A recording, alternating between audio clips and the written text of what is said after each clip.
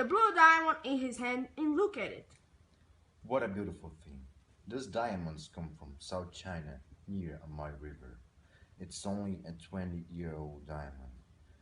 It's a young diamond, but already many crimes are happening because of it.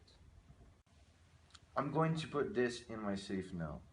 And let's write a letter to the Countess of Morcar and say that we have her diamond with us. I don't understand. Is that young man Horner innocent at all? I don't know. And what about Henry Baker, the tall man with the hat and the goose? Is he the jewel thief, perhaps? I don't think he is. I believe he is an innocent man. I don't think he knew there was an expensive diamond in his goose. A jewel worth more than 20,000 pounds.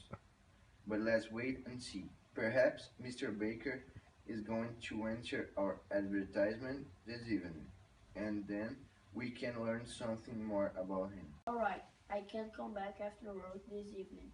I'm very interested in the answer to this case.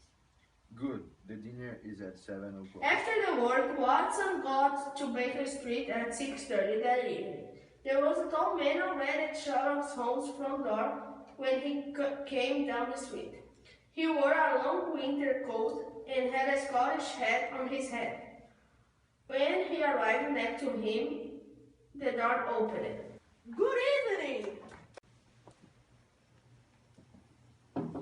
Oh, Mr. Henry Baker, please sit down.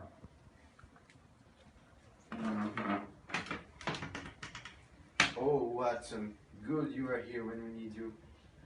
Is that your hat, Mr. Baker? Yes, sir, that's my hat. There's no question about it. Found your hat in your goose some days ago, but we couldn't find you very easily, Mr. Baker. We didn't know your address. Why didn't you put an advertisement in the newspaper with your address in it?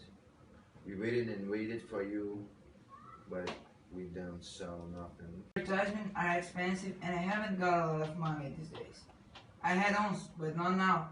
And well, I thought those young men had my hat and my goose. And I didn't want to put an expensive advertisement in the newspaper for nothing. I understand. Now before we say more, I must tell you something about your goose.